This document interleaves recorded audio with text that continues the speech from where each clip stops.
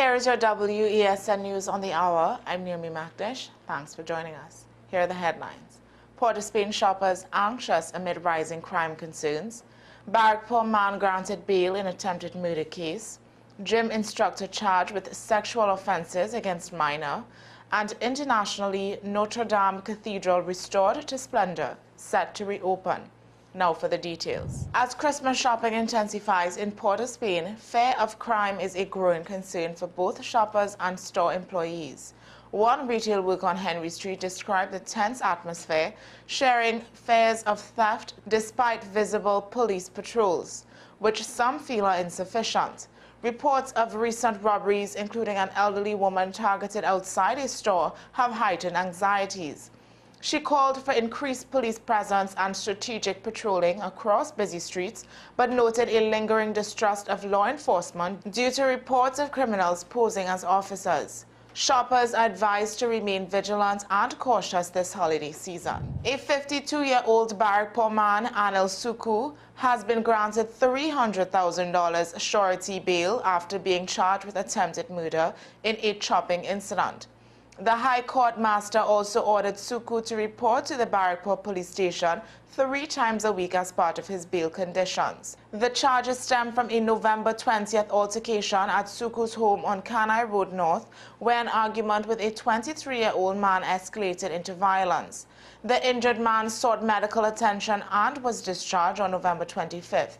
The case is set for a status hearing in September 2025, with a trial scheduled for January 2026. A 37-year-old Point Fortin gym instructor, Brent Alexander, has been granted $150,000 surety bail after appearing in the High Court on charges involving a female minor. Alexander faces 1 count of indecent assault and another of causing a child to engage in sexual activity, alleged to have occurred on February 10th. As part of his bail conditions, he must avoid any contact with the victim. Investigations were led by officers from the Special Victims Department. The case has been transferred to the Superior Magistrates Court, where Alexander is scheduled to appear on January 15, 2025. Internationally, France's iconic Notre Dame Cathedral has been restored after the devastating 2019 fire, with President Emmanuel Macron leading a televised tour ahead of its December 7th reopening. The €700 million restoration brought the masterpiece back to life, featuring bright interiors, rebuilt wooden roof beams, and modern safety upgrades. A mass gratitude is planned for 1,300 artisans who worked tirelessly on the project.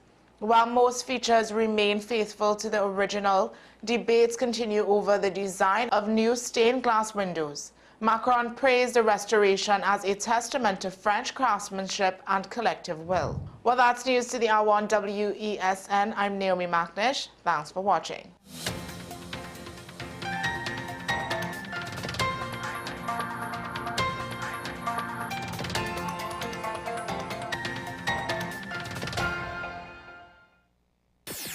WESN.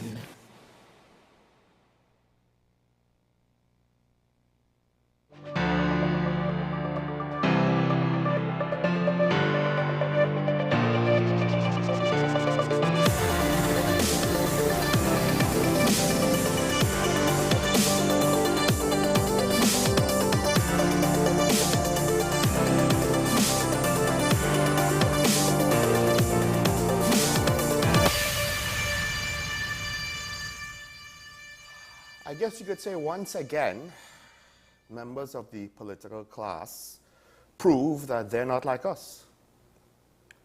Prove that they'll do what they want. Prove that they are outside of the culture and the heartbeat of TNT.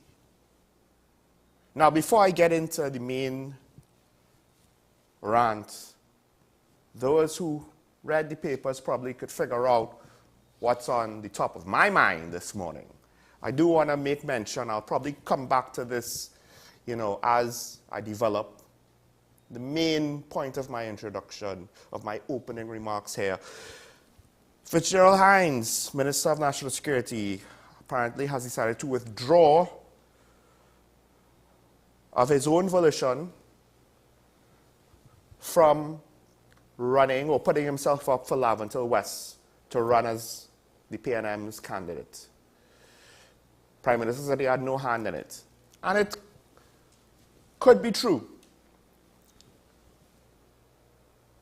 The minister himself was facing the fact that he didn't have strong support coming from his constituency. He had support, he had significant support, but he also had a significant challenger, a younger challenger with a clean record and a good story, and probably more momentum than the minister has at this moment, at least.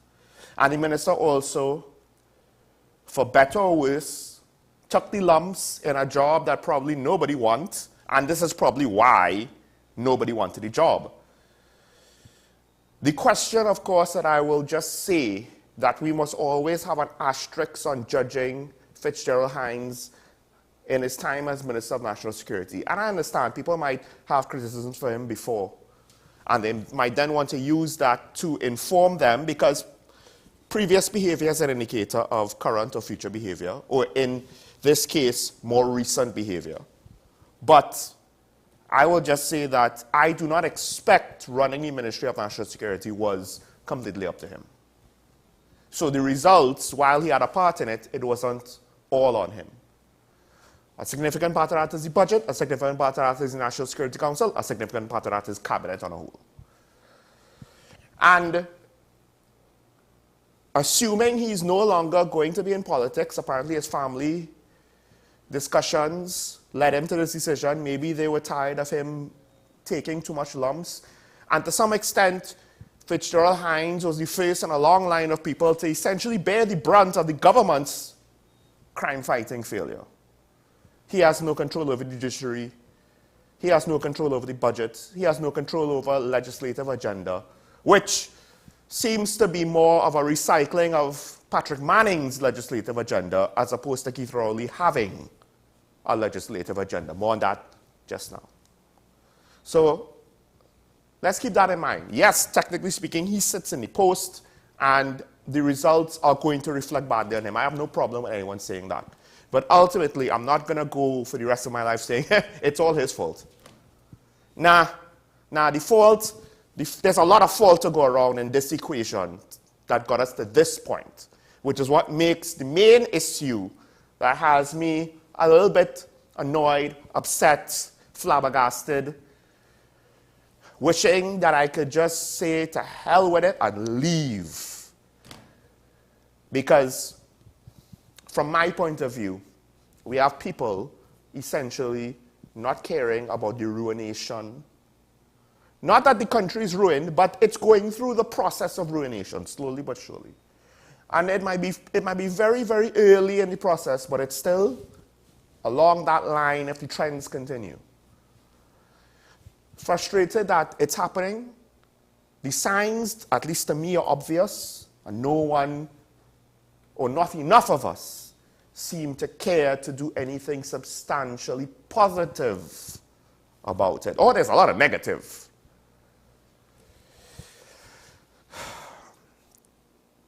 Because just before the PNM transitions to new leadership, the Prime Minister has decided to accept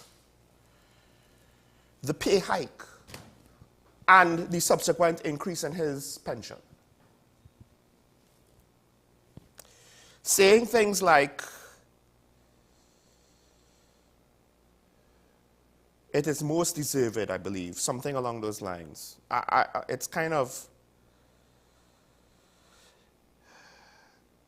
I believe the country's management structure does relatively good work, in some cases excellent work, and where they are to be compensated, I believe the compensation that is recommended by the SRC is not exorbitant for the country's management structure. First of all, that basically ignores all the context of what the majority of the population, including every single worker that you're basically saying, take 4% or else, that just throws all of that. That ignores all of that statement. Second, I would like to see what parts of the country's management structure. Let's get down to it, right? I'm willing to admit that certain officers in the public sector probably do need a pay raise. But when it comes to actual meritorious service to deserve the raise, if we are basing it on that, he didn't say that for these officers, compensation levels should be higher. That's not what he said. He said that the management structure is, in some cases, excellent. Does relatively good work. Relative to what? Relative to a rotting corpse? Relative to school children who haven't actually gotten any passes? Relative to what? Relative to people who are outright corrupt as opposed to, secretly corrupt? Relative to what? Where is the good work? I have said this before. Which area of the public sector is run well that we could look to and say, hey, that's being run well. That could be an example for the rest of it. Tell me. Because every time I say that, I have yet to get any response on that. You could have almost maybe said, well, you couldn't even really say WASA. But even any belief that you could have said WASA just went out the door with that court matter not too long ago. And you see, the other thing is this. So not only is the Prime Minister trying to say, oh, well, they're parts of the public sector that does excellent work. Again, I would like to see where. I'm not saying that individuals don't do excellent work. But most of them, I would hazard a guess, similar to the TTPS, are not in executive leadership positions. Most of them. Not all. There are some executive leaders who have to drag their portfolio, whatever their job is, and their entity, probably kicking and screaming to try and get work done. Could be wrong. That's what I suspect happens. It's an uphill battle for everybody that does excellent work, that actually does work. It's an uphill battle for them. And they deserve pay. But you can't tell me that that's across the board. Not with the state of things right now. And then on top of that, let's go a step further. You're basically trying to kind of lump the political part of the management in with the public sector part of the management. So even if we want to say, and listen, if somebody wants to make an argument further than Mr. San Fernando, because what I said, in my opinion, does not contravene what he said on this matter. If someone wants to make the argument that the public sector is even more deserving than what was stated before on this show, you can't tell me the politicians are more deserving. Come on, man. There is not an original piece of legislation, as far as I'm aware, in Keith Rowley's legislative agenda. The anti-gang bill came from the opposition. The Procurement Act, I believe, I think it came from the Manning administration or the opposition. Things like the anti-gambling bill, among others, came from the Manning administration. So, what's the legacy of this Prime Minister to have the cachet to say, oh, I'll take the pay raise because I deserve it? And here's the thing, here's the rub. There's a part of me that actually thinks that this man actually thinks that he and his peers actually deserve the pay raise. Look how good we did keeping things together. Don't mind people could barely afford to live in this country to the point where that's why inflation is so bad. It's almost like if they can't actually understand anything past the most basic of details, or they are successfully surrounding themselves around so many yes men. If they were to walk down Donald Street butt naked, no one will point out that the Prime Minister has no clothes. No one, because they're all yes men. And I've seen some of them in action.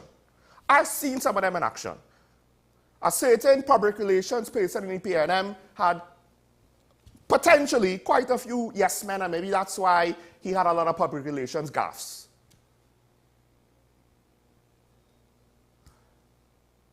Do they actually think that they did a good job? Now, one could argue relative, if you grade it on a curve, and he did say that, he did say relatively good work. Well, relative to what? Relative to the opposition? Listen, at some point, that'll fly. If you want to make a case that the opposition is really bad and you're just bad, you're not really bad, you're not very bad, you're just bad, that is technically relatively good work compared to something worse than you. That doesn't make it actually good. And again, that's making assumptions on the opposition.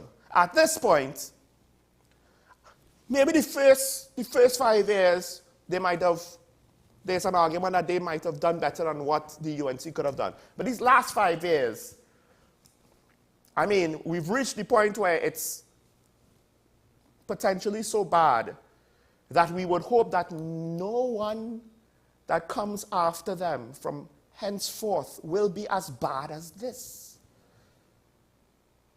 They might want to say, oh, well, with all the challenges we face, well, but you've had people on the outside telling you what you're doing when trying to treat with these challenges are still mistakes. Because what you're doing is not, and let's make it very, very, very, very clear. Most political administrations do this. They don't do what's good for the country. They do what's good for the next general election. Except this administration doesn't even do that. So all of their effort to hold strain so that they cut as little as possible of the freeness so that they can keep all of their people happy. I'm wondering how much of that goes out the window now that all of the unions of the public sector are basically going to look at this and say, you can't be serious. And this, to some extent, plays right into the hands of the union leaders, former union leaders like Watson Duke, who said, yeah, take the pay raise, and then pay the unions. As well as the opposition. I'll get to that a little bit. PSA head, he's happy, and he wants his people to get a pay hike. You know, since you're spreading money around, let's go. You know, the port workers, they're going to go slow, and I won't fault them at all for bringing this up again and making the negotiations with them more difficult. Oh, by the way, it's during Christmas. Is it that the Prime Minister is trying to sink the party before he leaves so that the line of succession battle wouldn't be so cutthroat? I don't understand. Let's not forget, I wondered what the PNM was waiting on, because the proper political strategic move would be to reject it for themselves, not necessarily for the public servants. But after one PNM member of parliament said doesn't think they're going to do it, everybody else shut up. Why did they make this decision? I don't understand. Except if you want to make assumptions or speculate on the immorality of their character, that's all that I'm left with. I don't think I've heard anyone call in to say that the politicians deserve the pay raise. And this is what we have. And this will be part, the thing is, Dr. Keith Rowley wanted a hotel in Tobago as part of his legacy. Now they're still trying to do it. I don't know if he's going to be here to open it, but he might be here to turn the sword or whatever. Of course, there's the airport in Tobago, right? So they're on their second hotel and they're on the airport. And of course, he wants that to be his legacy, just like how Kamala wanted probably the Children's Hospital to be her legacy, just like how, in the case of Mr. Manning, the waterfront is his legacy, for better or worse, because it had its own controversies. Just like how Basil Pandey, Piarco International Airport, is part of his legacy, for better and worse, because of all of what went on there. But ironically, I am not sure if Dr. Keith Rowley will enjoy the positive aspects of his legacy moving forward. Because I myself, and maybe it's rose-colored glasses and a lot of bias, but to me, he is in danger of making his legacy be the guy that made us wish that Patrick Manning was still around. He's in danger of doing that, from my point of view. Because this decision, I see no justifiable moral reason for it. It, to me, seems extremely unethical. You all take 4% or less. I'll take my pay raise. And again, he's not saying the office deserves a pay raise. The office needs a pay raise. he's saying, well, because we've done, in some cases, excellent work, we should get a pay raise. Really? It's almost like if they're stuck in whatever the same poor strategic thinking cycle that the Democrats were in that lost the Democrats that last election. It's almost like if they don't know how to get off of that mindset, so now they're like, no, obviously everybody agrees with us. You know, we know what the people want, you know. They want us to get a pay raise while they only get 4%. We know. We know that we could go for a year without fixing potholes, but we are doing excellent work, so we could get a pay raise while the people who actually have to do the work get 4%. The port workers might strike for Christmas and cause Christmas chaos. That's all right, that's all right. There's enough goods from November and October. It's okay. Some businesses will suffer. You know, some parts of the private sector might contract because Christmas is where some businesses earn anywhere from 20 to 70% of their annual income, depending. But that's all right, that's all right. That stat is more international, so how applicable it is here. But that's all right. You know, we deserve our pay raise because we do excellent work. We're so excellent that, you know, we have managed to successfully balance off the complaints.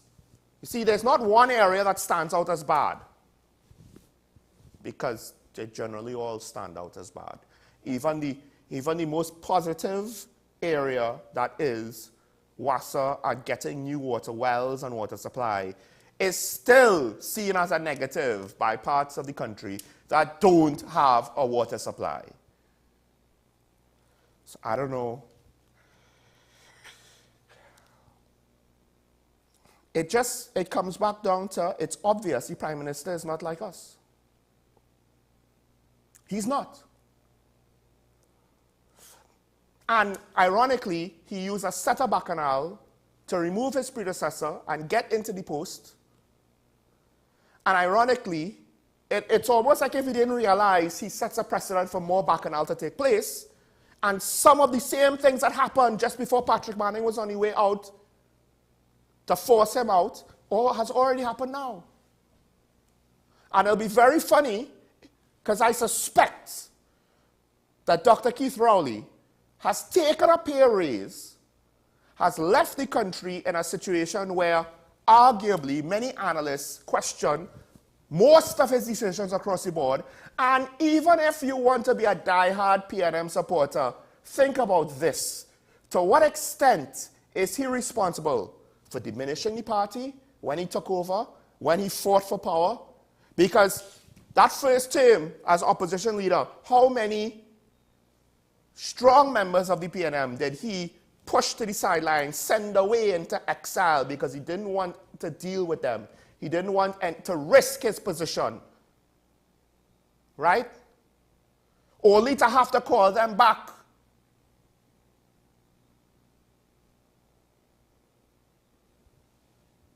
Could you tell me that he's left the party in better shape than it was when he found it, when he got it?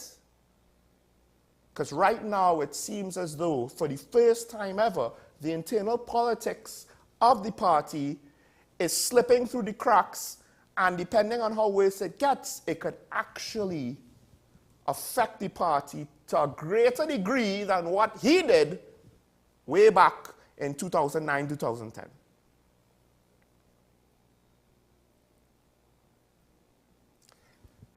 It's almost like he's the reverse of Midas. Everything he touches goes to, you could insert whatever word you want to put in there. All right, I've spoken about this enough. There are some things that I need to get to. So let's go straight into the daily review.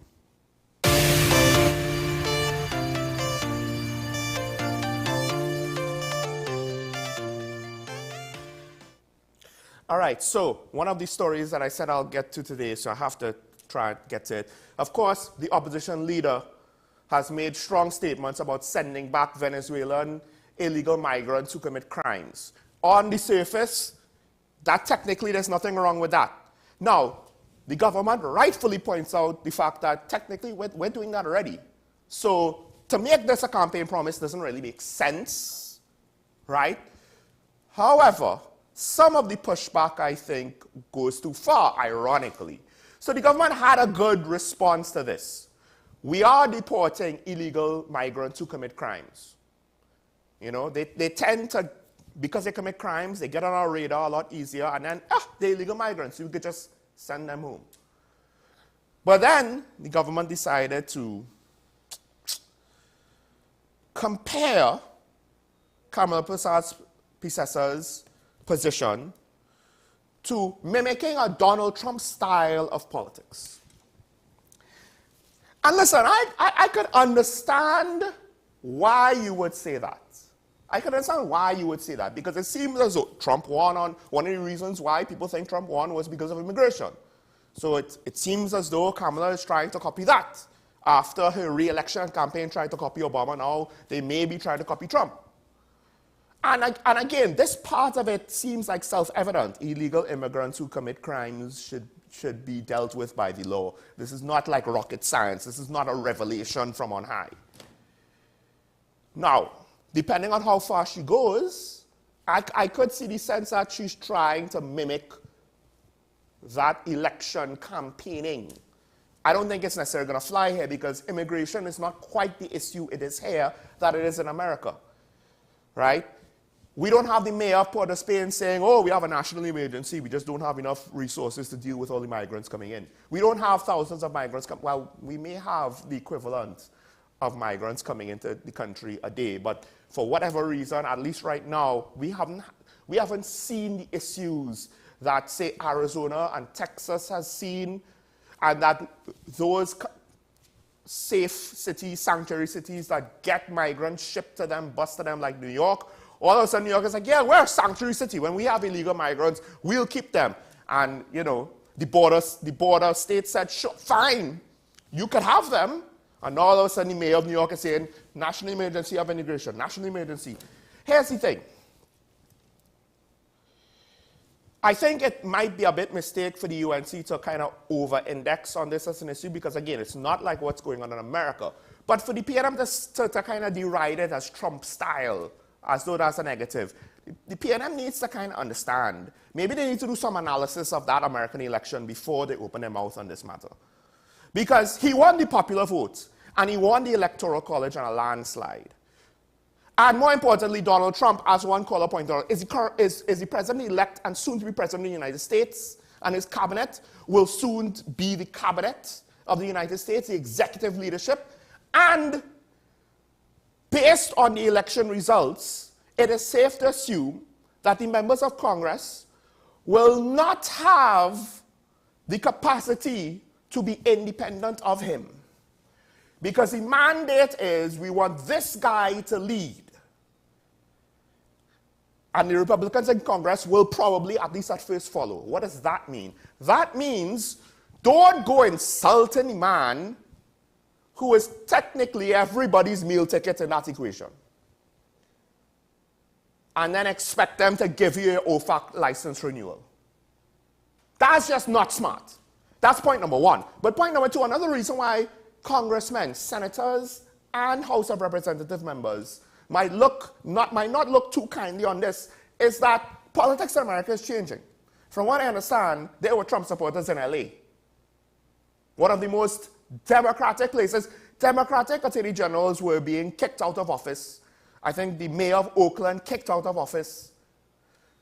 Alexandria Ocasio-Cortez in New York, she's changing her tune. Bernie Sanders is going after the Democratic Party as other staffers and campaign workers in the party after the fact. Walmart has removed DEI from the equation,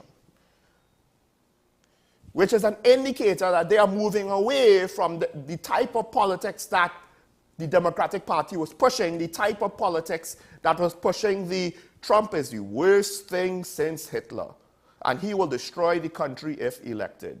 The problem is that didn't really work because he was already president once, and the country was not saying that it was because of Trump and Biden was solely responsible for the decline, but technically the country was better off with Trump during Trump's time than during Biden. That's a better way to say it. So let's not, America's politics is changing. Last thing we want to do is signal to them, hey, We're still in line with the team that lost, that had to fire 2/3 of their staffers, that is trying to figure out how do we get our own Joe Rogan, except Joe Rogan was a Democrat. He was not a Republican. He was a liberal. Let's not follow a sinking ship now. Let's not do that before an election. Well, maybe I'm wrong. Maybe some people think we don't want to see Donald Trump style politics here. Is that what Kamala's really doing? Really? Is that what she's doing? Listen, they're just following a trend that worked. They tried that in her re-election campaign and it didn't work out for them. And maybe it won't work out for them here for more practical reasons than just the emotional blah, blah, blah.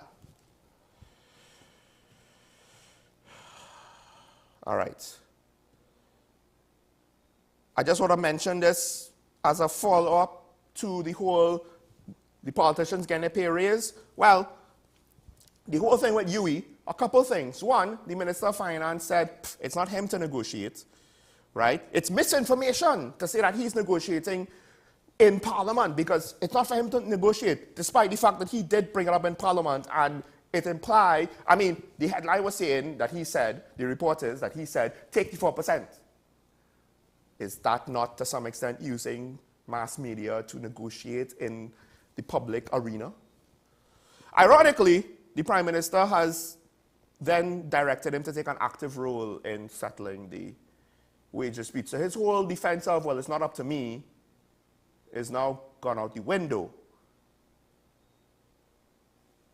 Good luck with that, Mr. Prime Minister, for the Minister of Finance to settle this, because this is one of the unions that did say, listen, you can't tell us you don't have enough money and then take a pay increase.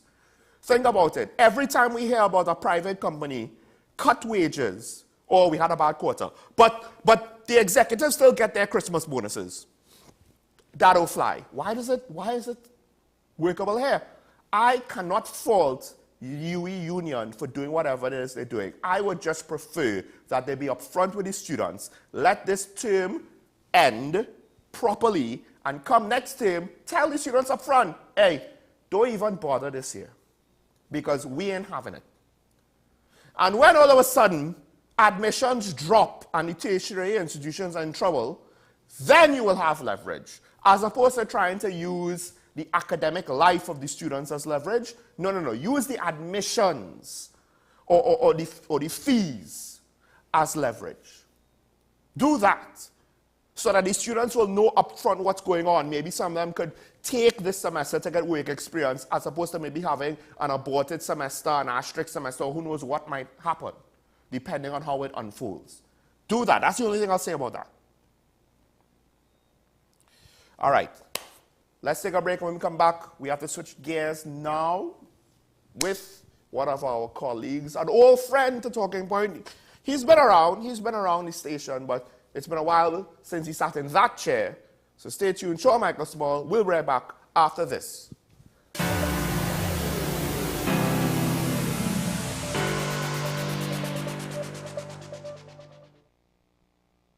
Transform your home with PCU Plus. From stylish furniture to the latest appliances, we have everything you need to create your perfect space.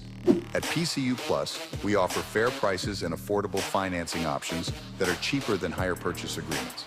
With convenient locations in San Fernando, Tobago, Arima, and our lifestyle showroom in Barataria, you're never far from the best deals.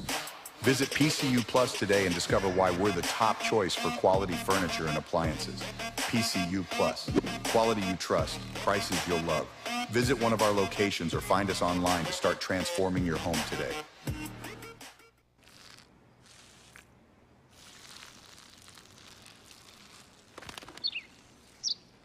Maybe he landed here totally by coincidence. But if by chance he's admiring your fresh coat of Benjamin Moore soft sky blue, well, that's a pretty high compliment. Coming from an expert. SM Group International Limited, your solutions partner for the latest innovations, brands and competent staff to meet your needs. We provide products and services in the following divisions: executive services, event rental and services, power and heavy equipment, construction and property management, food and beverage, aggregate and sales and distribution. Check out more on our products and services at www.smgrouptt.com. Contact us at 221-7445 or email at info@smgrouptt.com. We are SM Group International, your solutions partner.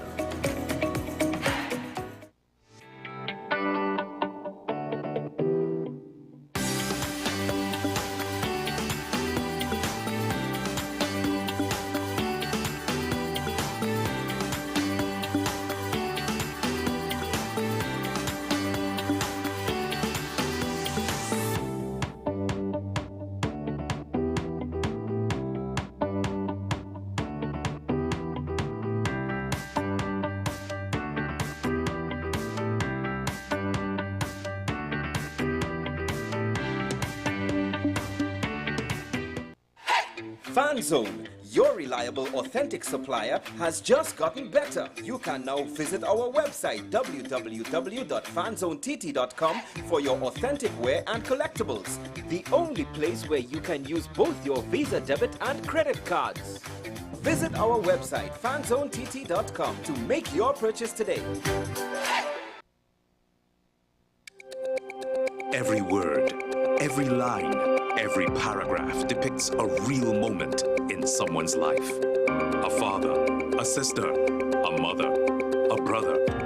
We at Newsday are dedicated to you, the people, and through independent, unwavering journalism, strive to always bring your stories to life. Because your stories are more than just words. Newsday, independent and credible. Holiday season, bring the magic of Christmas home with WESN's Joy of Christmas. Relive timeless classics from the laughter to the heartwarming moments that make the season unforgettable. Hey, light the lamp, not the rat, light the lamp, not the rat! Santa's coming to town! Santa! Oh my God! Oh, poor baby. Experience the joy of WESN special productions, crafted to bring you new stories and cherished memories. This year, let WESN bring the joy of Christmas to your home. Merry Christmas, Charlie Brown! Catch the spirit, catch the joy. Anchors away. May the force be with you. Only on WESN, your content capital.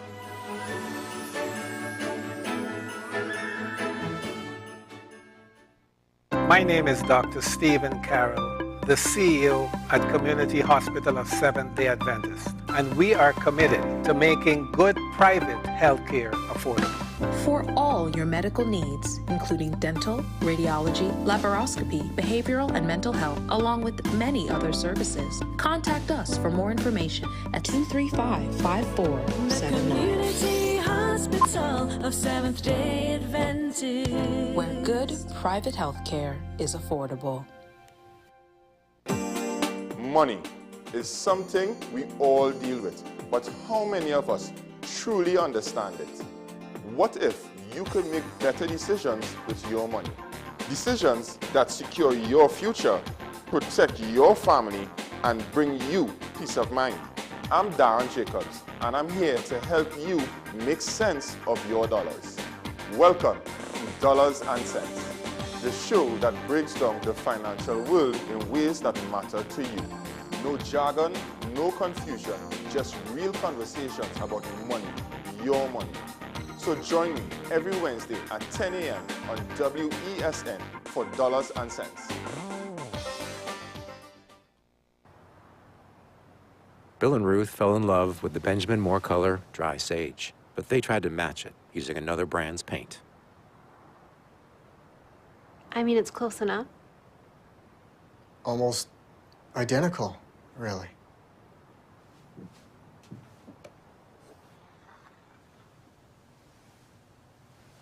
Yeah, there it is. Never trust another paint to be a Benjamin Moore color. FanZone, your reliable, authentic supplier, has just gotten better. You can now visit our website www.fanzonett.com for your authentic wear and collectibles. The only place where you can use both your Visa debit and credit cards. Visit our website fanzonett.com to make your purchase today.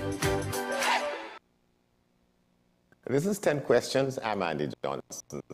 The distance from where we should be in the world in going forward on our commitments with climate change. The effects of climate change that cannot be accounted for, it's called loss and damage. And we're seeing loss and damage happening so much more in this decade and the previous decade. The principal term there was this question of the correspondent banking issues. That is why we're trying to build capacity with this country here, Trinidad and Tobago, and other countries in the region. Man is not showing any signs of stopping or even slowing down. More than half of the forest in Trinidad is already gone. All the plants and all the animals and all of the nice clean water and fresh air and everything had to be on this planet for humanity to have a chance. We have small change when it comes to countries that can take decisions, and when they speak, the world listens. The General Assembly is a very democratic forum. And Trinidad and Tobago has the same vote as Canada, in spite of the obvious difference in size.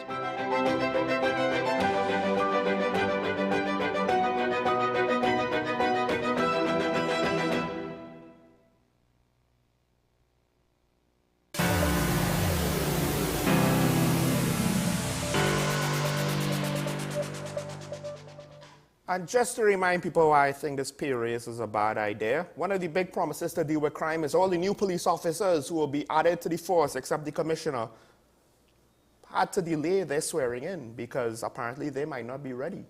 Rushing police training might not be a good idea when you already have a police-public interaction issue, amongst other things. But let me leave that there. I could go on probably for the whole show. But my colleague who's here is not here for that. At least I don't think. No. Sean Michael Smallhead, this is talking about the WESN, and joining me is Mark Anthony Peter. Mark. Good morning, Sean. It's been a while. It has. Yeah, usually it's a reverse on a different set, on a different day. You know, literally, it's complete opposites. Yes. Switch the chair, switch the set, switch the name. Yeah. But it's been a while since I've been at the talking point table. the talking point. Yeah, the talking point has its own table. Breakthrough has its own table. Yeah. Of course. We'll go with that. Yeah. Now, with that said, you brought an interesting topic. I have browsed through it. I think it's interesting. And dare I say, I need to be careful because I could use this as an excuse for the own flaws of my own life decisions. So this is not something that I think I should necessarily be too concerned over. Right. But this is something that might be very, very pertinent to now. And I think one of the reasons the articles that the topics were written about in these articles was what people were facing in North America and maybe other parts of the world, because I think the United Kingdom is at least in the same boat, right? With regards to cost of living and how difficult it was and the struggle, etc., etc. Right. And that's something that I think we're going through now in various ways. We literally have no inflation because we don't have the money, the money circulated to drive inflation, right? And I think it's very pertinent now because a lot of people probably are going to be caught in this mindset of scarcity. Right. So essentially what the topic that I brought is basically scarcity mindset versus abundance mindset. Now, the key thing there at the end of all of those is the word mindset, right? And I remember somebody, I was watching a TED Talk and the person said, you know, your mindset is what sort of helps dictate what your experience is, right? So scarcity mindset essentially is always thinking that you do not have enough and turning your attention towards the things that you do not have. Whereas abundance mindset is the complete opposite, where it turns your attention to what you do have and how you can work with it. Now, the problem with scarcity mindset is, one, when you think that you do not have enough, you're always in a constant state of fear, you're always in a constant state of anxiety, and obviously that would cause some level of stress. So when you are trying to make ends meet when certain things are just not lining up and you're focused on everything that you do not have, the research out there says that you will always be focused on what you do not have, and therefore you will always not have if that is what your focus is on. However, on the flip side, if your mindset is an abundance mindset, then you are able to focus on, turn your attention towards the things that you do not have, and then that would sort of relieve some of the stress and the anxiety that you experience when you're trying to accomplish something, or when you're trying to work through some sort of process, or just basically, you know, get through life in general. That's something that people in the arts also sort of not suffer from, but it's something that we experience all the time, where, and I've said this before, always the first to get cuts and always the last to receive funds, right? So as a result of that, I feel like there was a period in time where, and maybe it's still going on, and maybe even further back as well, but I remember a distinct period in time growing up that, you know, we as artists, there was never enough. Not to quote I mean, song. is there enough now? Well, this is the thing, right? But we've made progress. We have made progress. I have seen progress, but I don't think, based on what I've seen from some choose to see the progress. Others will still say the progress is not enough, and I'm always very cautious because, and I tell UE students this all the time, even my personal students as well. If you're always focusing on what you did not accomplish, then you're not able to sort of celebrate yourself in what you did accomplish. Because one of the articles pointed out that students who believed they could improve and they weren't limited by perceived deficiencies in intelligence, essentially, right? They did better off than students who thought, well, oh, my intelligence is what it is, I can't do better, and I'm stuck here. Because I think when I was in Form 5, there was one student, now I didn't know him that well, he did start off in the same class as me, so it wasn't just so I knew him, right? I didn't realize, because I think by Form 5, we, you know, your class is all mixed up and whatever. Yeah. He went AWOL for a while. He gave up on school, got a job, and he had to be convinced to come back and try to salvage his education. Because, I mean, it's one thing to have a handful of passes or a few bare passes. It's another thing to, like, not finish secondary school at all. But for whatever reason, he thought that he could make. And this is what I believe happened. It seemed as though he gave up. And, like, that scarcity mindset that you're talking about, I do wonder if a lot of the times what makes a difference in students' performance and then when you go up to be an adult, your workplace performance is literally that belief that if things can't change, if I'm not good enough, and maybe you don't have like any indicators, like any wins, any places where you've achieved or you were able to overcome. So you learn the wrong lessons that I can't achieve, I can't overcome, and that sticks with you. And it's not that you're not as intelligent as the one that's succeeding. It's literally just how things played out and what it did to your mindset. Yeah. So that's true. My my mother and I used to joke about something because in the very early days of my schooling, I would say, this is the grade that I got. And then she would jokingly say, so let's say I got an 89 out of 100. Then she'd be like, so what happened to the 90? Right? So,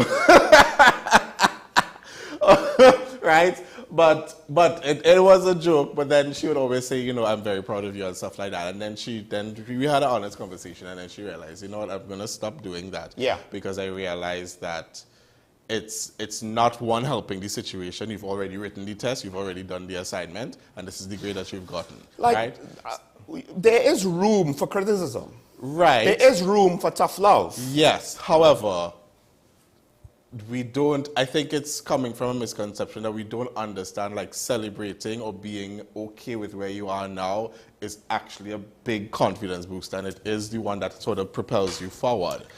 I have another example. So there's a Hall of Fame player, Deion Sanders. He is Hall of Fame in the NFL. He also played in baseball in America, and he is a superstar. He is, at least in America, he is at the level of any superstar of any generation.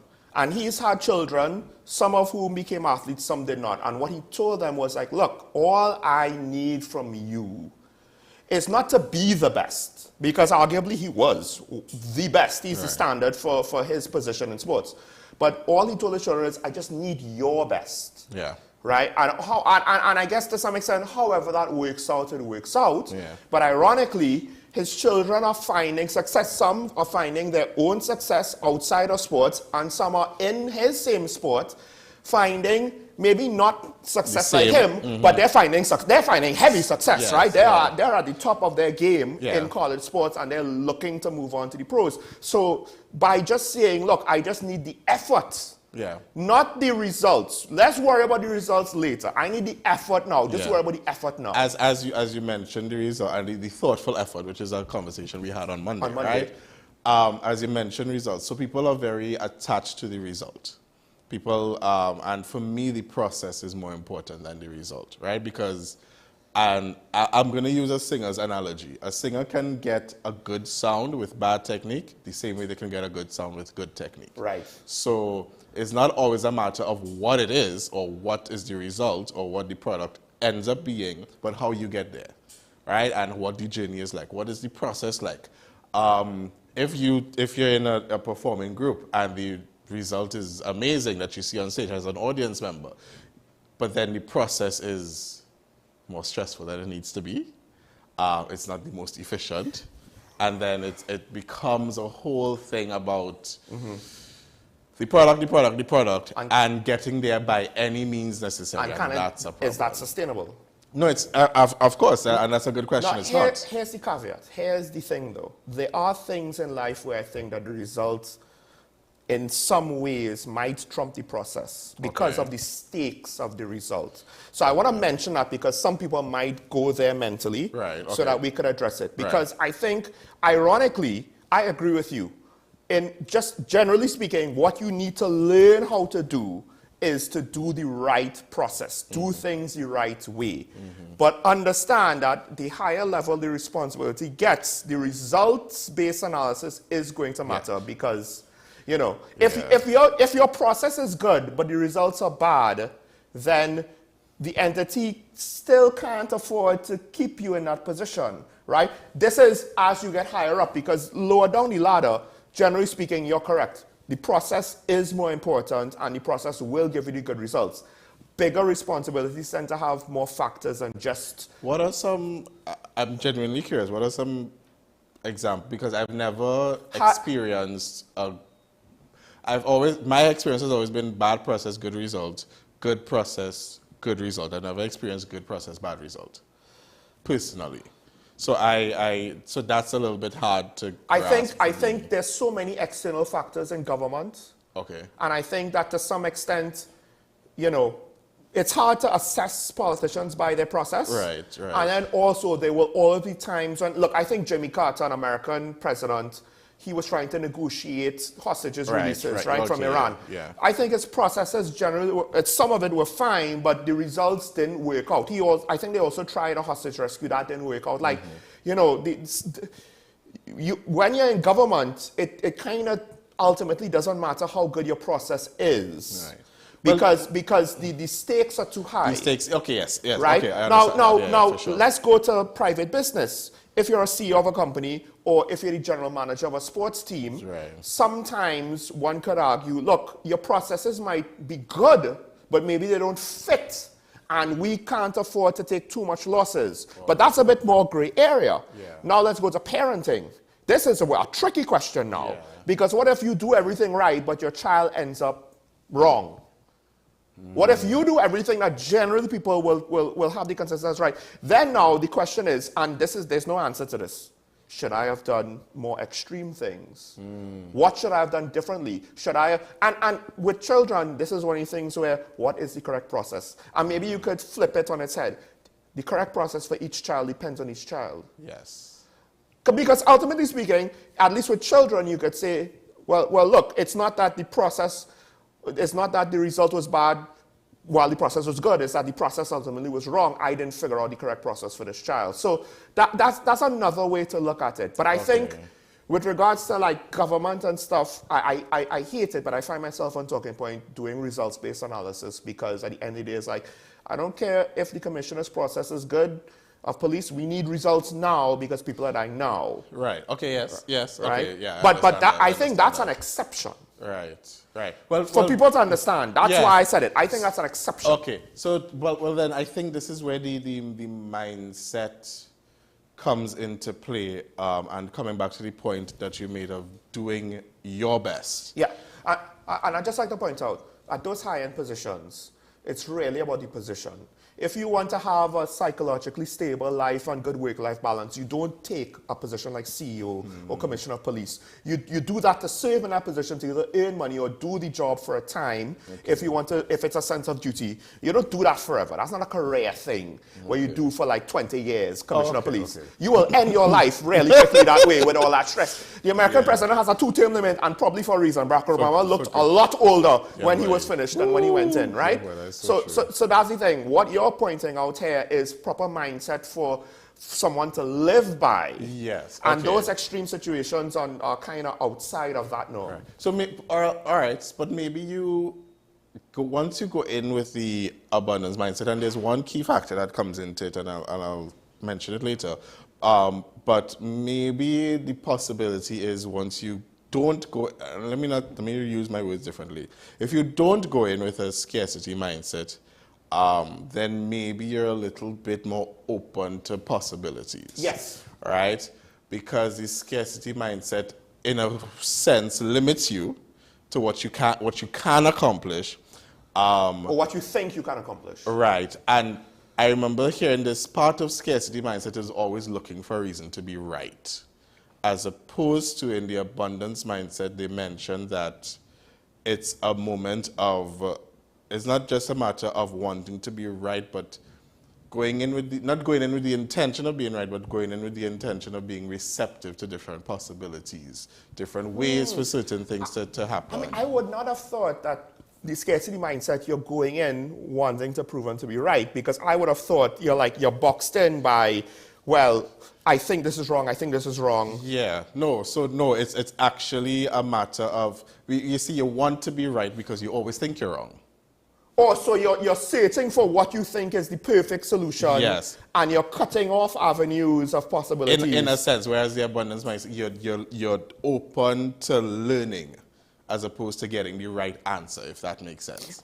And while I said that, the process versus result, right. There might be exceptions to that. I think this is still pertinent to high levels of leadership, because all too often, one of the biggest things about successful leaders at high levels is knowing when to be collaborative and not to cut off good ideas. Right, yeah. And I think it's not a matter of saying, like, if you have an organization and you are the leader and you have to make there are certain decisions that you make that will make people feel uncomfortable. Yes. Meaning, like, they just don't like it or whatever. They're like, I wouldn't make that decision. And then there's making decisions where you actually put your people in danger, or you don't take them into consideration, or it's a matter of you're willing to put them in a compromising position to get the result that you want. And I think that's this important distinction to make. What I also want to, here's the thing that really makes abundance mindset easier to accomplish: gratitude. Where you have to take moments and be very, very grateful. Like, people who don't know, gratitude is actually a spiritual practice. It's one of those things where you kind of have to sit, look around. It may not be the circumstances that you want, but it's the circumstances that you have right now. Spiritual, not necessarily religious, because some people make a distinction. Because then it's not tied to a religion per se. No. Yeah. So yeah, no. When I say spiritual, it's like I've heard it from it's part of a Christian principle. It's also a Buddhist principle and that sort of thing. So it goes across the board for the most part. So when you are able to practice gratitude, and you have to actually be intentional with being grateful. Like, it's not a matter of good result. Oh my gosh, I'm so happy. Bad result. Oh no, good result. I'm thankful. Bad result. You know what? I'm still thankful for what is around me. Don't let the negative affect you. Because once you let the negative affect you, it clouds the lens in which you see the world. And here's the thing. Yeah, you need to be worried at higher levels about result or certain things about result, but that doesn't mean that you willfully going with bad practices. And like gratitude for leadership, one of the things is, and I've said this about the Minister of Public Utilities, and a lot of good leaders do this, right? And it's part of leadership. When things goes wrong, it's my fault. When things goes right, it's the team that succeeded, right? To show, to bestow gratitude upon other people, but not when things goes wrong, to bestow negativity upon other people. Yeah, there was a situation that I was in. You know the situation, or there's a situation that I was in. Well, you've been in many situations, so I'm not sure. And don't narrow it down, I don't need to know. No, but it was a situation that I was in where it was an organization. Things were going wrong, and the leader blamed it on the people of the members of the organization. And I sat there and I said, this can't be right, because you are the one who hold the decision-making power. Is that the scarcity mindset of needing to be right? I think so. To some extent, in an indirect way. Yes. Not the main way, but a secondary way. Yes, because things were kind of spazzing out, as they do. And there was that uncomfortable space where we need to make decisions right now, but the person did not want to make the decisions. So that's the next thing. When you, in the short term, sometimes it's okay to say, all right, the results trump the process. Because I'm sure in performing arts, there are times when, all right, if a decision needs to be made now, we've reached crunch time now. We don't have time to do a democratic process and then work through this in 6 months, because we only have 2 weeks because the show is coming up. Yes, so exactly. That's the so other yes, thing. so in that, but that's not the norm. That's not the norm. There's a time for everything. Right. There's a time to because be I'm sure a lot of people understand like those timings, like when you reach that point when you have to kind of switch gears and somebody has to almost be a dictator to push things through at the last minute. Yeah. But that's not the norm, and that's the distinction, I guess, that I'm trying and you're trying to make. Yeah, so, I mean, like I said, like if you're the director of an orchestra, a choir, or any sort of band or anything like that. Or business. There's a time to be a dictator and there's a time to be democratic. You could ask people to give more hours with the Christmas rush, but you can't do that for the whole year. Exactly, right? So it was a situation where a decision needed to be made right then and there. The leader did not want to make the decision, and as a result, blamed the members. And could it be that, again, this is an example, and you see this in business a lot. Right. This is one of the reasons why businesses fail, right? That scarcity mindset, when you're closing yourself off on possibilities, and you're so afraid of making a mistake that essentially, it's not that you're making a mistake, it's just that your current course has no future. The signs are it's going to be a slow death. And rather than trying to do anything when you have the time and the capacity to do it, you kind of wait and hope for a miracle, wait for something external to change, some new injection, something that is outside of your control, which to me is kind of crazy, because this is life. Life does not have to give you miracles. Yeah, right? We are not put on this earth. If you believe in God, God didn't say, yeah, I put you on this earth and I will give you the miracle when you most need it. Like, that's not how this works. No, and I think, and one thing that's a huge contributing factor to our mindset is the type of language that we use and how we use the language. So when you say things like, I could be this if only this would happen. I would be in a better position if only I had more money. I would be in a... And logically, objectively, yes. However, it's a matter of, and anyone who believes in the law of attraction, it's a matter of what it is you seek out. And once you seek it out, it will, whether subconsciously or consciously, it will come back to you. So if your mindset is limiting, then you would always see your circumstances as limiting. The other thing with the scarcity mindset that I think people might see a behavior that they might recognize, because a lot of stories on the internet, I kind of listen/read them to kind of get insight on the human condition.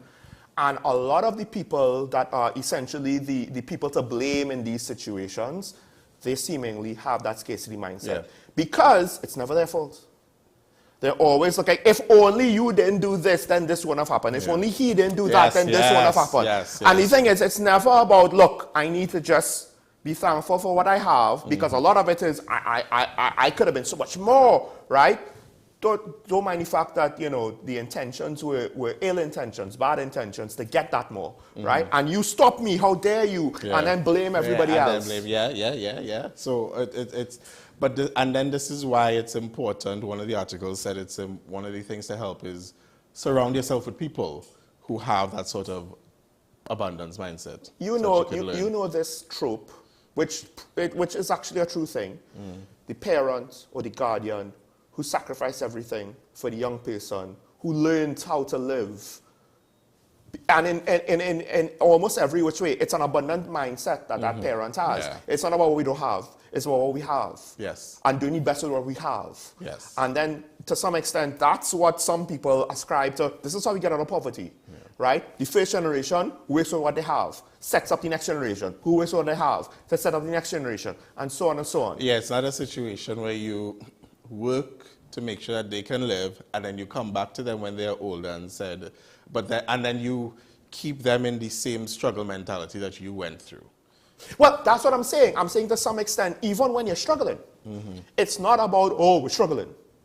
You know, yes, you're struggling, but you have to have a positive mindset of moving forward. Yes. Even all through that. So yes, so have some sort. So I would even share the story. So when my grandmother, my mother's mother, she was the type of person she would give you her last $5, right? And she always gave, right? And so that's something that I learned from her. And when she passed away, we were really, anyone who's been through any sort of death or have to organize a funeral know how gloomy those first few weeks can be. When you really don't know. You mean to tell me I have to plan a funeral and continue running a household? You mean to tell me I have to plan a funeral and deal with this grief and as well continue living life? So, but what was so amazing is that in the same way that she gave, when she passed, that same giving came back. Meaning, all the people? All the people. And not necessarily the same people, but the same way. Even people who didn't necessarily receive. Or maybe I don't know this, at the time. I mean, both can be true. Yes, both can be true.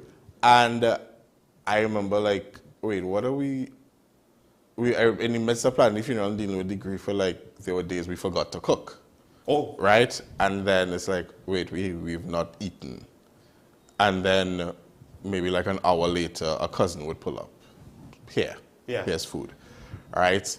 And that happened for like a solid 2 weeks. It's funny how that's ingrained in the institutional knowledge of our society to do that. Yeah. And that's why I'm saying, because I've experienced it firsthand,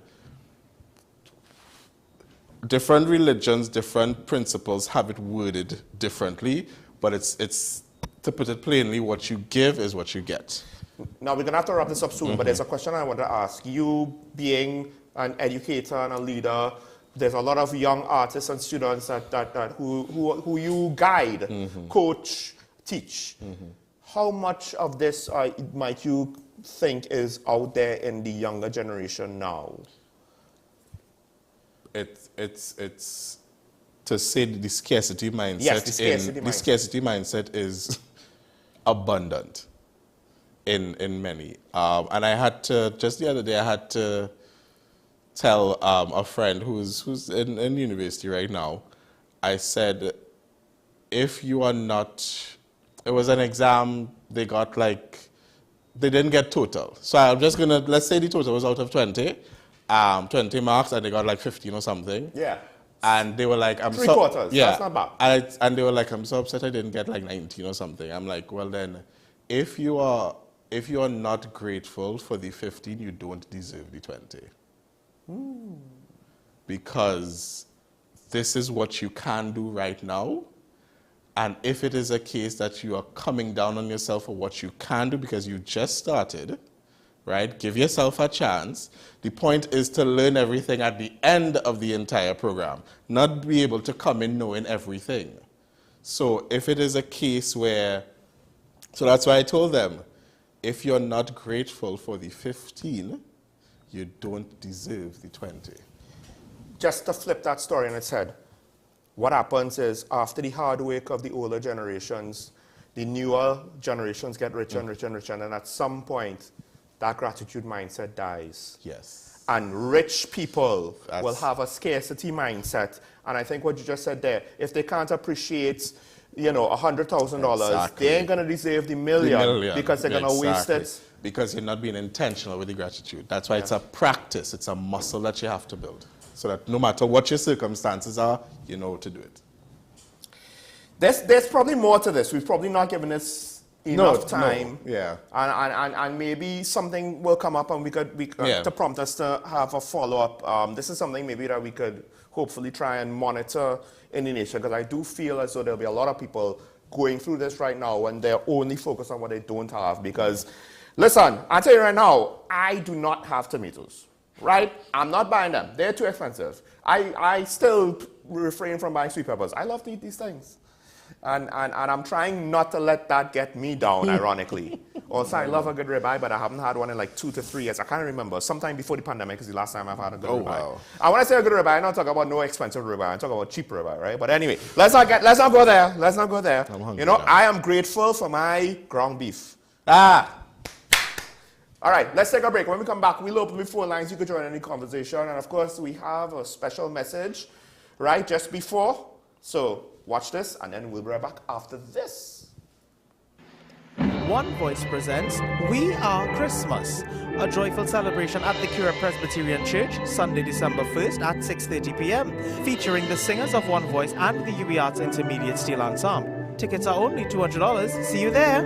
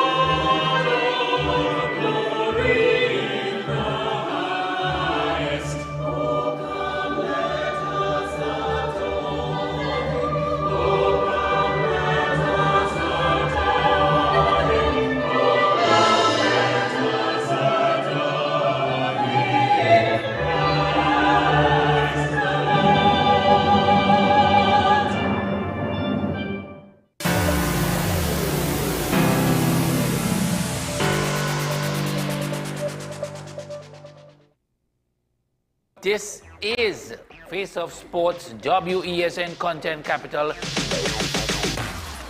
How you felt about the kiss on the lip? That's the business. I'm nothing to do with that. I find that was distasteful. The national senior team, whether you like it or not, that is the model for all other teams to follow. I'm assuming that the regional requirement may be a much stricter requirement. This is not about Pro League and Super League. This is a league run by the Normalization Committee that I'm responsible for. Nobody expected FIFA to fund this arrangement. If we don't get a professional attitude towards this, we are doomed for failure. You break the balance, trip the leg, control the body. They ain't gonna stand put forever. Why you want the Chiefs to lose so? Why you want the Chiefs to lose so? They already have 2. Lamar don't Why? have. You're jealous because you know the Chiefs getting closer to the Patriots. Let's go to the last part. No, let's go to the last part.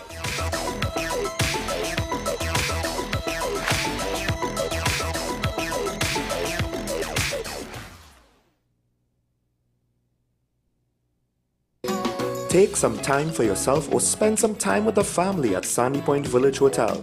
Enjoy our various studio and suite apartments, self-contained with their own kitchenettes and Wi-Fi. We also have our famous 100-foot swimming pool and our beachfront restaurant, the Steak and Lobster Grill. And our location in Crown Point puts us near the center of activity from the nylon pool to the local nightlife. Call us and make your reservations at 639-8533, 389-2378 or email us at sandypointvillagehotel@gmail.com.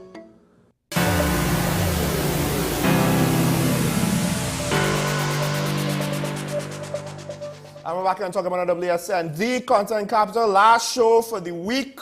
You can call in and have your say. Maybe you disagree. Maybe I went in too strong in the Prime Minister over him accepting his pay raise for Lord only knows what justifiable reason. How dare you?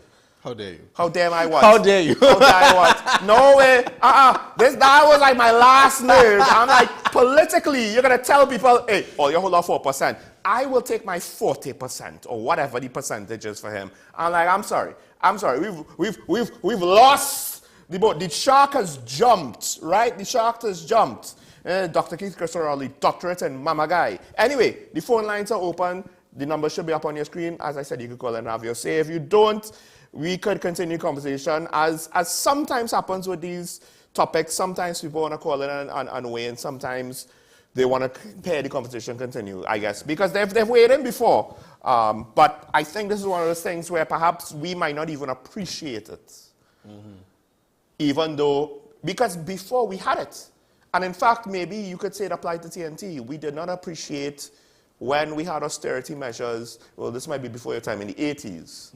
So like now I constantly think about when I was 4 years old, and I would see, because the business had satellite TV. So when I went to Tobago, I would see foreign TV. When I came back home, it was just TTT. But you would see these ads for all of these things that you just couldn't have. You couldn't have corn pops. What's corn pops? I think even at some point when cable came down, and we got cable widespread in TNT, and I'm seeing these foreign ads for foreign snacks and foreign cereals. That's what some marketing is. Listen, when I saw the ad for Reese's, I'm like, hey, that's the thing that my cousin from Canada sent me. I never seen on the shelves before. Why we can't have that? And then all of a sudden, when it was on the shelves, there was a part of me, the little boy, who was like, amazed. Right. But I think the thing is, I am grateful for having these things on our shelves now, and don't take them for granted, because I remember what it was like when we didn't have them. Yeah. Right? And unfortunately, I think the country is not of that mindset. We have moved on the line. Good morning, caller, you're on the air. Caller, good morning. Caller, good morning. Are you there? I think I'm hearing the echo of the line. I don't know if you stepped away from the caller. Okay, we might have a connectivity issue. Caller, you might need to try the other phone line, but that phone line has another call on it, so we'll go to that caller. Good morning, you're on the air. Caller, good morning. What is up with this morning? Caller, can you hear me? Oh boy, maybe somebody finally decided they didn't like what I had to say and they pulled the plug. Oh my gosh. Caller, can you hear me? Oh, busy tone. Okay. What's going on? I'm not entirely sure, but we had two callers. I don't know, we tried to go to you, something then happened. I couldn't hear you. I did hear a busy tone, which makes me think that our connection, our system is working properly, because I hear the busy tone from the phone, but I didn't hear anybody on the phone. So you could call in again and try. I don't know if there's some connectivity issues. Maybe somebody did push the big red button at TSCT mark WSN cut. Anyway, my gosh, that's just a joke. That's just a joke. It's just a joke. Freedom of expression. Just some laughs. One question that I did want to ask, as you mentioned, looking back and seeing it, I wonder if scarcity mindset is also part of when people say these people don't know what we had back in the day. You know, if that, how hard we had it? Yeah, I'll explain it. Something like that. Takarigua on the line. Good morning, caller. You're on the air. Morning, caller. Yes, morning. What I have to say, the governing party wants to get back in power. And this is why whenever they can get now, opposition, mess.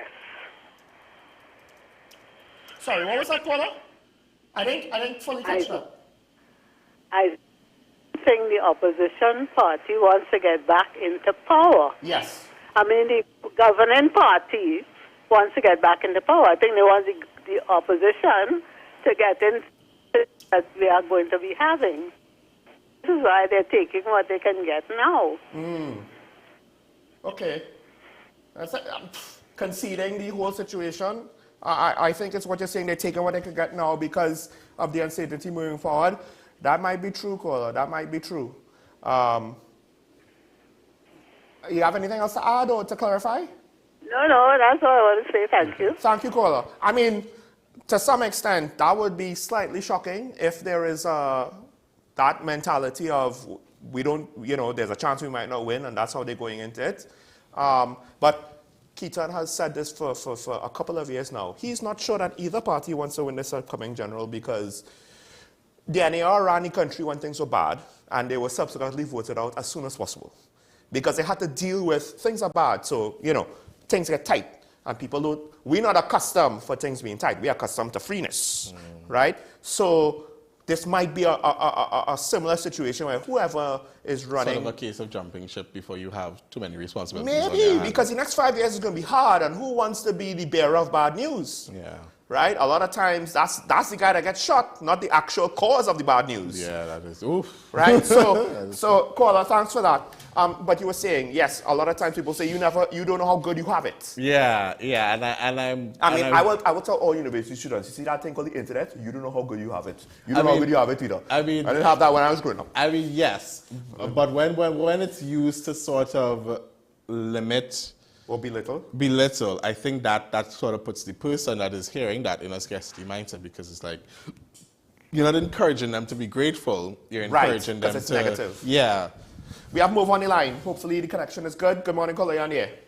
Good morning, gentlemen. Well, I'm trying again. Yes. I can hear you. I can't help but to agree to some extent with that previous caller, but I have to also say that, as I was trying to say before, questions should be asked as follows. Number one, who is responsible for choosing the persons who make up the SRC? That's number one. And if we as a people are comfortable with such a system, shouldn't we also ask ourselves, how does it make sense that someone who is holding the second highest office in the land gets to choose who is going to hold the highest office in the land? Now, that is totally illogical, but somehow we, as intelligent people, we are comfortable with that. So then we have to be comfortable with the wage increase. What can I say? Yeah, that's a good point. Thank you, caller. Thank you, caller. I think that indirectly goes to what I've been saying, Mark. A lot of the problems need to be fixed with we need to elect better politicians. It's not a better party. It's just we need to have higher expectations for the people we elect. Okay, because I was just about to ask, do we have... Part of it is to be fair to all politicians. Options. Think about it, human nature. If you tell me this is the way to behave to win elections, that's how I'll behave. It's not always my fault that you don't like how I behave because you're telling me to behave that way. But then that's going to cause mistrust between the government and the But people. at the end of the day, to some extent, the voters vote in what they want. Some of it is they're being fooled, but some of it is they don't know what is best. They want what they want in the immediate. What's the difference between, and I'm just genuinely curious because politics is your area of expertise generally. What is the difference between voting for what you want and voting for what's there? Well, okay, fair enough, but I think part of it is there doesn't even seem to be like a competition to try to actually be better in substantial ways. And the thing is, there's a competition rather to see who could find the most short-term things to get the most short-term popularity. Okay. Right? And the problem is voters, even in other countries, not just here, they will look at their immediate needs more than their long-term needs. But a government needs to balance short-term to long-term. Right, so I was just about to ask, so do people vote on their short-term needs and then is it... More on their short than their long. More on their short. But because the long is more complex and harder to understand. Okay. And you need more knowledge to fully grasp what's going on. Okay. Right? Whereas the short-term needs of, well, I need to pay rent, so figure out a way to help me pay rent. Okay. Yeah, right? Yeah. Oh, grants to pay rent. Oh, yes, I vote for you. But that's a give a man a fish and he owes you for a lifetime. Give a man a fish every day and he's dependent on you. That's not teaching a man to fish. Long-term needs are teaching people how to fish, are setting things up so they could fish for themselves, right? Setting up the infrastructure, the processes, the systems, the economy. It's such a stick, and I mean, life is full of discomfort, but it's such an uncomfortable situation to be in where choosing which issue is the best and choosing what you're going to vote on, and then the people who are running sort of purposefully playing to that trope, purposefully playing to those short-term needs. It's just messy, in my opinion. I'm so sorry. Because, I mean, look, the American election, apparently one complaint by Democrat voters, Republican voters is, you sacrifice my right to choose for your right, because you can't, afford to eat. And it's like, yes, that's what some voters did, right? Sometimes your immediate short-term needs are that pressing, right? It all depends. But the government, part of the government's job is to guide the population to say, all right, this is short-term and the long-term. This is how we're going to balance it out so that we don't sacrifice one for the other. Because you can't abandon all short-term for the long run, right? Too many people will suffer for that, right? So again, that's where leadership comes from. Decision-making. Do we have that? It's not as though we're the only country with deficiencies. We have a caller on the line. Good morning, caller. You on the air? Yep. Morning, caller. Good day, Sean. You said that the politicians give people what they want. That is so. There's no politician give people what they want. Right? So the people have no choice. They have to choose the best and the bad lot. At least that is my opinion. Because of all this problem I have pointed out before you, when we was offered independence and republicanism and that kind of thing, I never really wanted. Because I always believed that the British Empire was the greatest empire the world ever seen. And the larger a governance was, the more likely to be successful if it followed the rules. And our big problem, I know, that as a republic, when we could make our own decisions, we will end up in this case where we have governments who don't follow the rules. That, in my opinion, is the problem. Any questions? No, Professor. It's making me think of some things to add on to our ongoing discussion. So, okay, thank you.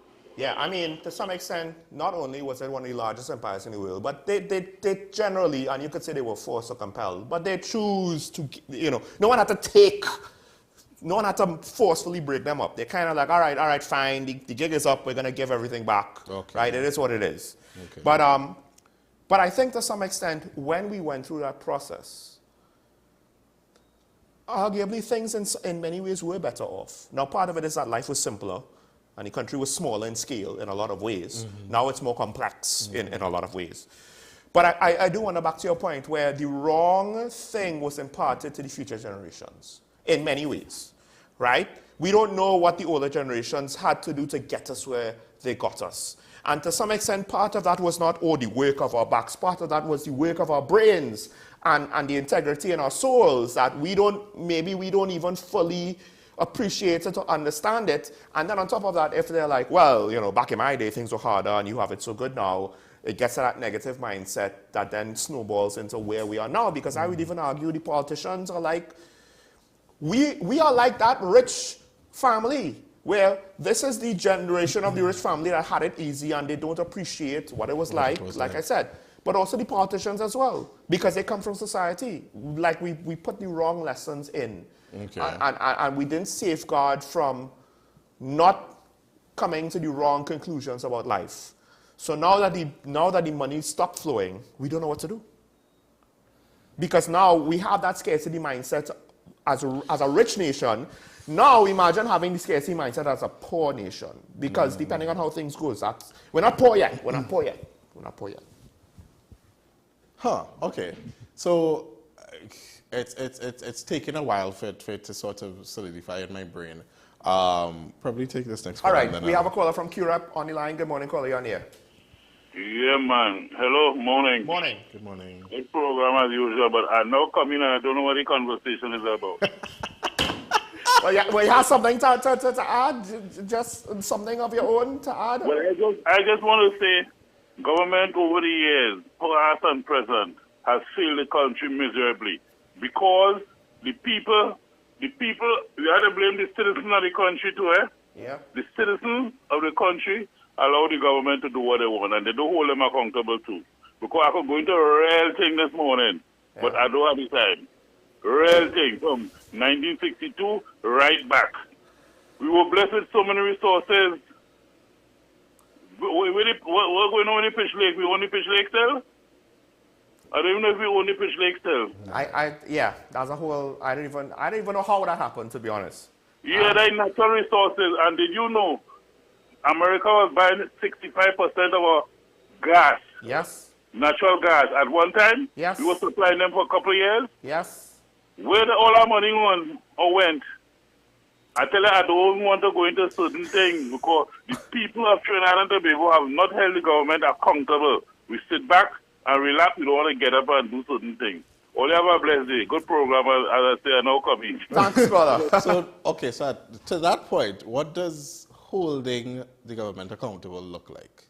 Well, part of it is, aside from the voting. caller before, one of the things that we don't do enough of is participate in the internal selection process where parties choose their candidates. That's point number one, because there's internal elections. Now, it's not that we could be directly involved in who becomes, well, party members could be directly involved, so more people should be more involved in political parties if they want the political parties to improve. Okay. That's basically long and short, because he said, well, we have two bad choices. Well, we have two bad choices because about 10,000 people were involved in one and 10,000 people were involved in the other. Right. So the 1.498 million of us or whatever are kind of just left in the lurch, right? Right.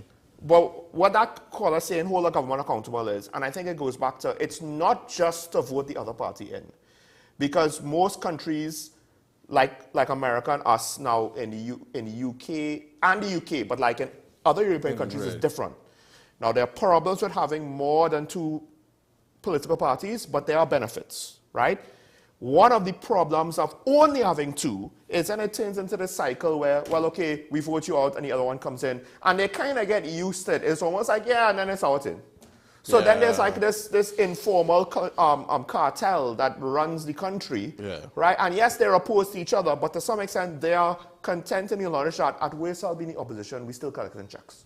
Right. So holding them accountable is for the public to know how to show their displeasure, be more involved so that the individuals, you see, when you just override party, you can't drill down. You can't reward the good individuals with the bad individuals, right? Okay. So be more discerning on the issues, right? So that, and be more involved in the process so it's not just, well, we have this one decision.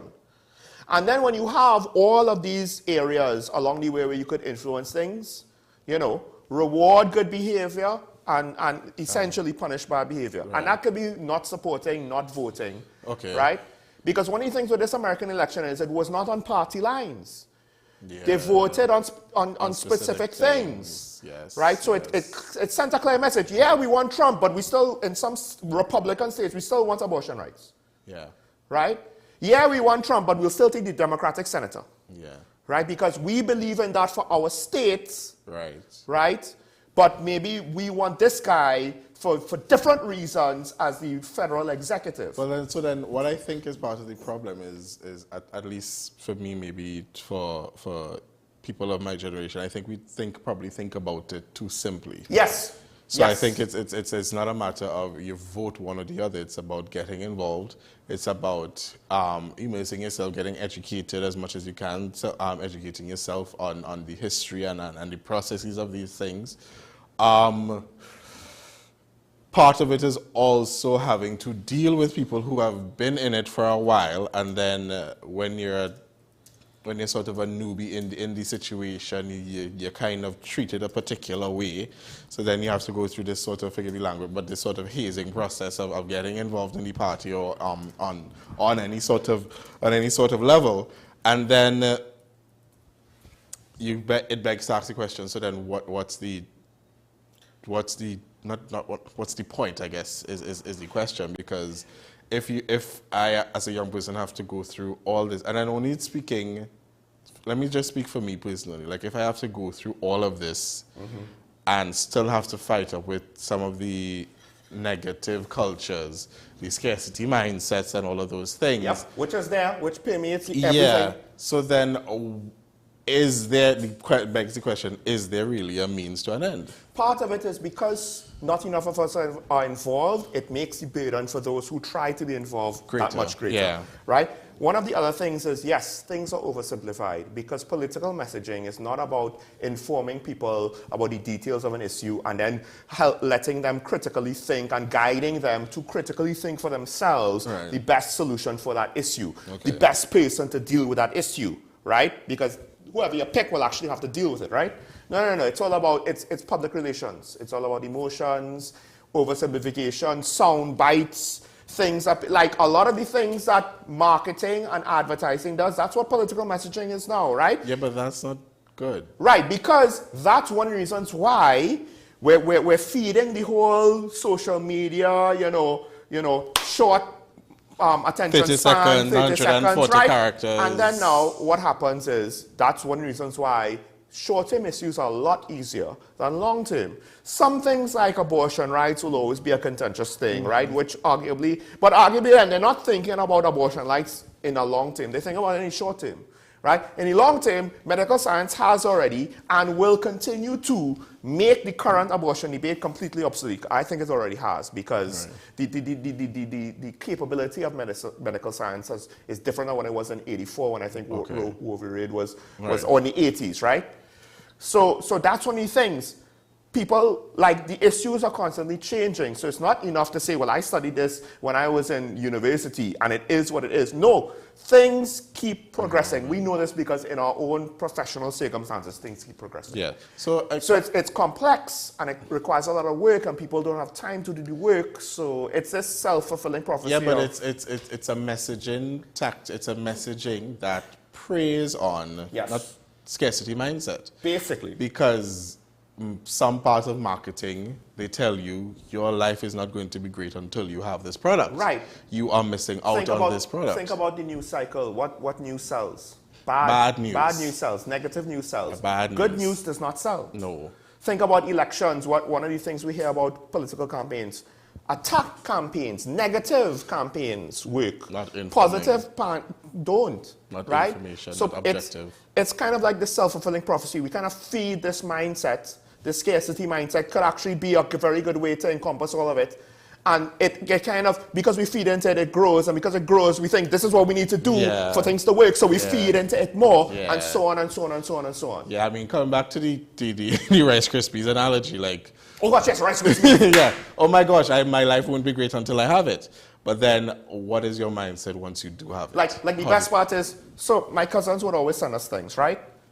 And they'll have the variety pack. So there'll be one Rice Krispies, one Cocoa Krispies, one Corn Pops, right? So each one was sacred. But then looking back with my adult brain, I'm like, did I really enjoy it all that much? No. The only reason why... The idea of having it. Yeah, because I can't have it. So it's like, oh, the one Rice Krispies. I see it all the time. The 3 L's. I don't even know their names. I don't even know why they're 3 L's. What do they have to do with Rice Krispies? I have no idea. But it's in my hands. I have it. I have it.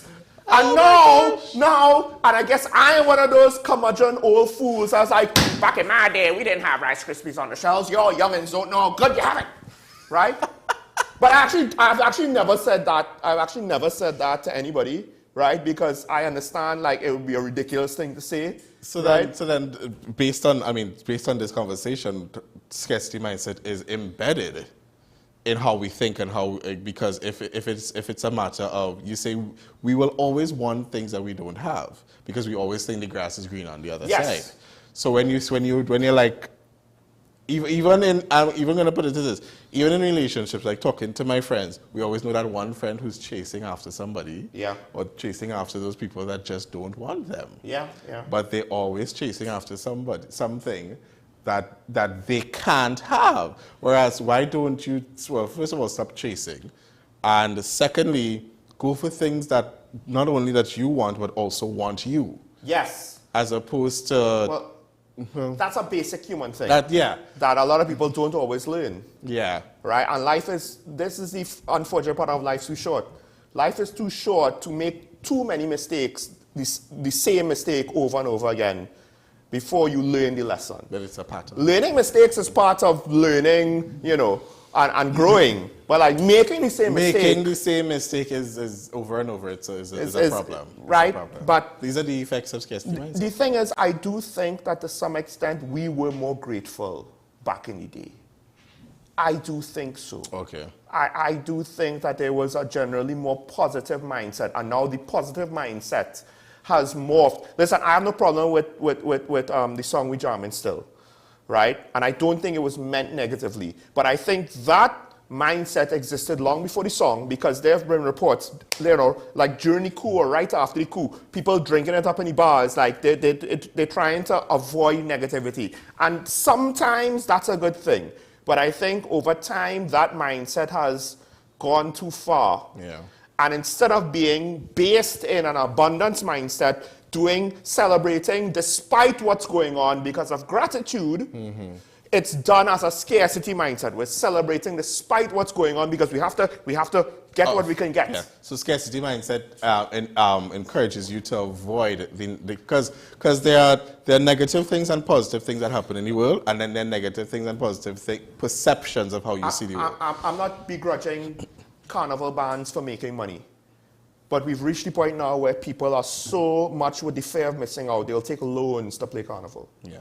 Whereas back in my day, a carnival costume was less than $1,000. That belongs to us. Anyway. A carnival costume was less than $1,000. Like a couple $100 was the price of some carnival costumes. Yeah. Now maybe not the most subscribed ones, but I feel the industry grew in part because of that scarcity mindset. Yeah. And anyway, maybe there's a better happy medium, or maybe it is what it is because of the economics. I don't know. Regardless, we are over time, so we have to cut it there. Mark, thank you for joining me, as always, bringing up these interesting topics that are far more pertinent to our society than we would think. Of course, thanks to the callers for calling in, despite I don't know exactly what some of the technical difficulties are, but fortunately it wasn't because somebody from the bureaucracy decided to push the right button. Now, with that said, make this weekend a good one. You could do it if you try, but part of that is to make it good for not just yourself, but the others around you. So remember your allegiance to the Republic and to each other. And I will always end with the throwback. It's nice to be nice. And it would also be nice if you go and see this. And we'll close with the ad again.